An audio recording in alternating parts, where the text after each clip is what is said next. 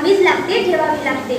माणसाच्या जन्माला आला तर मुर्द्यासारखे जगू नका, वाघासारखे जगा. जर तुमच्यावर वाकडी नजर टाकणाऱ्यावर तुटून पडा, फाडून काढा. प्रसंगी प्राण गेला तरी चालेल, मोडा पण वाकू नका. असा कान मंत्र देणारे सज्जनांचे कैवारी, दुर्जनांचे कर्दनकार, धगधगता सूर्य, महाराष्ट्राचा अभिमान आणि तुमचा आमचा स्वाभिमान. अर्थातच आपले आराध्य दैवत छत्रपती शिवाजी महाराज यांना मी प्रथम मानाचा मुजरा करते आणि या गावाच्या आयुष्यातील एक प्रसंग तुमच्या समोर मांडते. जेव्हा शक्ती कमी पडली तेव्हा युक्तीचा कसा वापर करावा आणि ध्येयापर्यंत कसे जावे, कसे पोहोचावे यासाठी महाराजांनी पुरंदरचा तह केला व ठरल्याप्रमाणे औरंगजेबाच्या भेटीसाठी पोहोचले.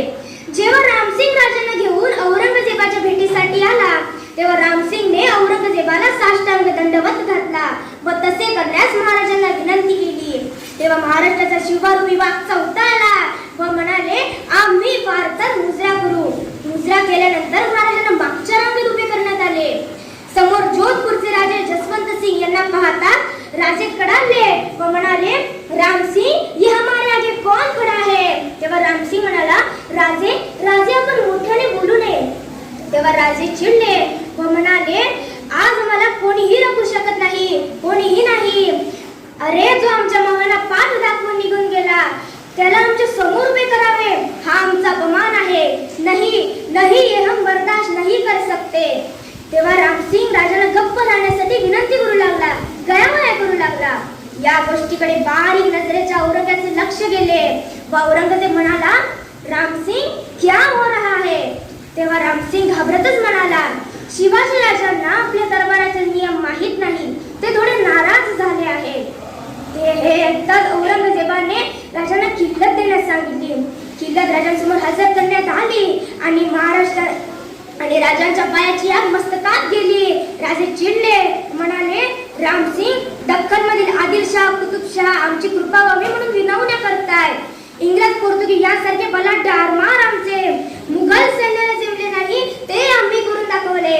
आमचा दर्जा बरोबरीचा आणि तोच दर्जा ठेवून आम्ही इथवर आलो, पण इथे अपमानाशिवाय दुसरे काहीच नाही. तेव्हा रामसिंग म्हणाला, लेकिन राजे गरजले, खामोश. भेटीला बोलून अपमान करण्याचा हेतू आम्ही केव्हाच जाणलाय. बादशहाच्या दरबारात राहून अपमान सहन करू असे कोणीही समजू नये. एक वेळ आम्ही मौन पत्करू पण अपमान नाही. तेव्हा रामसिंग म्हणाला, खिल्लत तू रखी राजे. राजे चिडले म्हणाले, अशा खिल्लती आम्ही आमच्या दरबारात रोज वाटतो.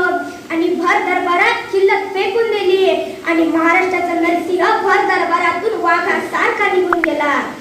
औरंगजेबाच्या आयुष्यातील हा पहिला माणूस की जो त्याच्या दरबारात पाठ दाखवून निघून गेला. ही जिद्द, हा ताठपणा प्रत्येक मराठ्याच्या नसात असला पाहिजे आणि प्रत्येकाने मोठ्या गर्वाने म्हटले पाहिजे, अंधाराला घाबरत नाही, आभाळाची साथ आहे. अंधाराला घाबरत नाही, आभाळाची साथ आहे. मोडे पण वाकणार नाही, मराठ्याची जात आहे, मराठ्याची जात आहे. जय शिवाजी जगदंब.